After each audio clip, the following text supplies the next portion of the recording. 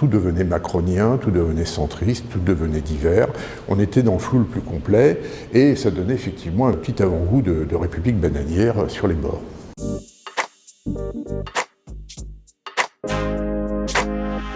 La colère est forte dans le pays, très forte. Et les élections municipales doivent être un moment où nos concitoyens, évidemment, vont voter pour des maires, pour des gens qui portent des politiques du quotidien, mais c'est aussi un moyen d'exprimer cette colère dans les urnes, dans le suffrage, dans la démocratie. Or, une circulaire, dite circulaire Castaner, visait à faire en sorte que ce suffrage ne soit pas lisible, que cette colère ne puisse pas être entendue. Pour nous expliquer la situation, nous avons interrogé Luc Rouban, qui est politiste, directeur de recherche au CNRS et chercheur au CEVIPOF à Sciences Po. La circulaire Castaner a été vivement contestée non seulement par les forces politiques, mais aussi par les politistes et par les universitaires. Pourquoi ? Parce que son premier objectif était de supprimer l'étiquetage politique dans les communes de moins de 9000 habitants. C'était un peu une manœuvre grossière, à la fois pour gommer sans doute une perspective assez mauvaise concernant le résultat des élections municipales, et puis deuxièmement, certainement aussi pour finalement entériner une forme de ni droite ni gauche, c'est-à-dire qu'on décrétait la fin du clivage droite-gauche en disant que dans le fond, en dessous de 9000 habitants, il n'y avait plus de clivage, ce qui est évidemment totalement faux. Et ça permettait évidemment aussi de manipuler les résultats, puisqu'une partie de l'électorat n'allait plus s'y retrouver du tout, et les politistes encore moins. Le deuxième objectif de la circulaire était effectivement aussi de donner une étiquette divers-centre à toutes les listes qui n'étaient pas seulement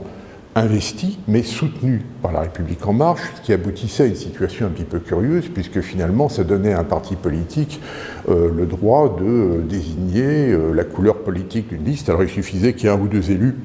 dans une liste, même si elle était dirigée par un candidat Les Républicains ou par un candidat socialiste, ça permettait de dire que c'était une liste finalement divers-centre, donc tout devenait macronien, tout devenait centriste, tout devenait divers. On était dans le flou le plus complet et ça donnait effectivement un petit avant-goût de république bananière sur les bords. À la suite des protestations d'un certain nombre d'élus de gauche et de droite d'ailleurs,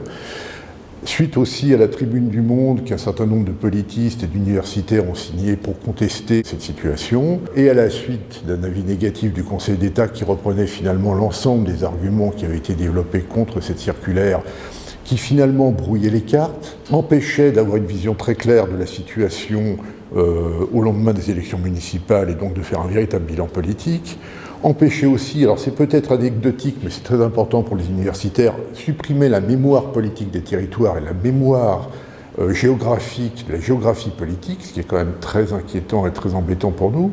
Et bien finalement, le Conseil d'État donc a décidé de donner un avis négatif et finalement on se retrouve avec une circulaire qui est beaucoup plus conforme aux vœux des élus locaux qui voulaient ne pas avoir d'étiquetage politique en dessous de 3500 habitants, ce qui correspond beaucoup plus à la réalité. Effectivement, dans les petites communes rurales, vous avez en général des listes d'intérêt local ou des listes d'union de différents types, mais sans un investissement politique réel ou du moins partisan. La nouvelle version de la circulaire précise bien que les listes qui seront cataloguées en centres ou divers centres seront des listes réellement investies par La République En Marche et pas simplement des listes faisant l'objet d'un simple soutien.